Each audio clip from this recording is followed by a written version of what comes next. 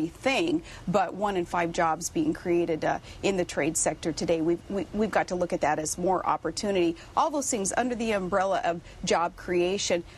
This bailout is a part of that. Joan Walsh, what did you think when you heard that the first time, that response to Katie Couric's question about the bailout plan?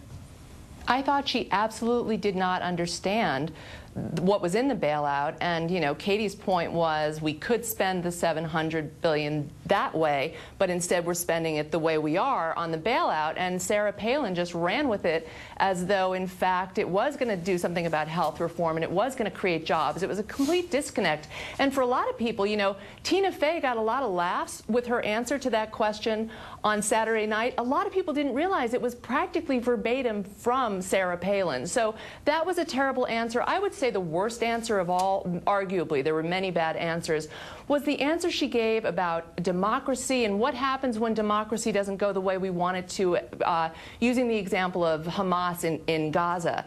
She seemed to have no idea whatsoever that, you know, we're not happy, or the American government isn't happy with the election, the democratic election of Hamas. She couldn't really grapple with the fact that sometimes democracy in some Islamic countries elects people who are not necessarily on our side. Ahmadinejad is a great example as well. So she has no working knowledge of how democracy, which is wonderful, we all support it, can actually work against us or against our perceived interests in these other countries. She seemed to have no idea about that. That was terrifying to me.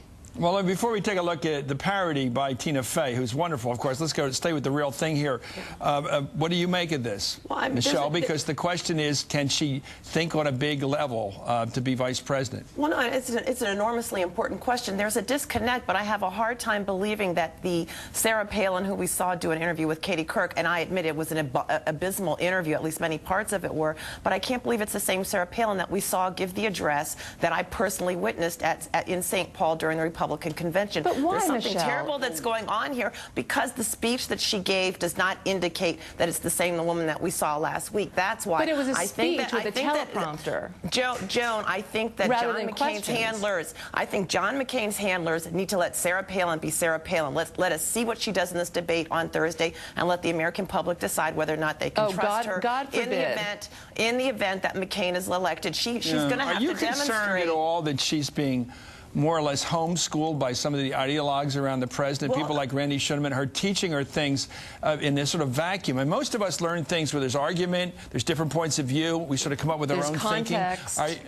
Are you afraid at all that she's getting drilled like for an exam? Absolutely. There may not be a real thought process on her part. It's simply really good rote memory, which a lot of us have had to do over our lives. There's nothing wrong with it, but in this case, is it appropriate? Is it an appropriate way to get ready for a vice presidential debate? No, I think that what is happening here is that Sarah Palin has been sort of cocooned by certain of her handlers. They're throwing talking points at her. If you looked at what she said to Katie Couric, it was gibberish. It was as she was spouting out all the talking points that she'd somehow memorized. I've been there, by the way. And it's a terrible. It's called give the answers you know, regardless of the question. Yeah, and so, you know, somebody has said to her, here are 3 talking points, just stick with them no matter what. Let her be Sarah Palin. I'm more worried about the deeper consequence here, that when she says the people of Pakistan want freedom, well, I don't know that. I guess you have to find it out by polling or going up there and talking to people. But these statements of ideological commitment that seem to be picked up in briefings rather than in life. Anyway, let's have some fun here. By the way, this is not the real thing. This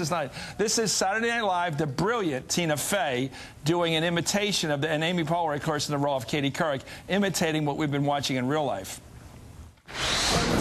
Senator McCain shut down his campaign this week in order to deal with the economic crisis. What's your opinion of this potential $700 billion bailout?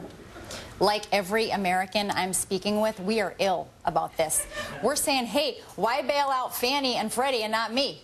But ultimately, what the bailout does is help those that are concerned about the health care reform that is needed to help shore up our economy, to help it's got to be all about job creation, too. Also, to shoring up our economy and putting Fannie and Freddie back on the right track. And so health care reform and reducing taxes and reining in spending, because Barack Obama, you know. you know, we've got to accompany tax reduction and tax relief for Americans also having a $1 value meal at restaurants. That's going to help. But 1 in 5 jobs being created today under the umbrella of job creation, that, you know, also... Well, Saturday Night Live has done me a few times. It hurts. But your thought, Joan, I mean, is that a fair rendition of her character and IQ, or is that a parody, or what is it? It crossed over into parody with the dollar meals. She did not say anything about dollar meals, Chris, so that wasn't fair. But, you know, it was a little bit too close for comfort. There really were whole sentences that were lifted from what she actually said. You know, she's really making Dan Quayle look like Colin Powell, and I think that there's got to be a lot of concern. Gwen Ifill is at the top of our business, at the top of the profession of broadcast journalism. Will she have the job? This is a tough question, and I would say I think I know the answer, but I don't know what you two think. Does she have the job of vetting this candidate, or simply to treat her like any other candidate, ask her wide open questions, and expose her to the same kind of inquiry as anyone else, or should she try to expose some of the things that Katie Couric was able to expose? Michelle first. I think she needs to be treated like you would treat any other question. It's not her job to vet her or have a gotcha moment, and then all we're going to hear from conservatives. So no information questions.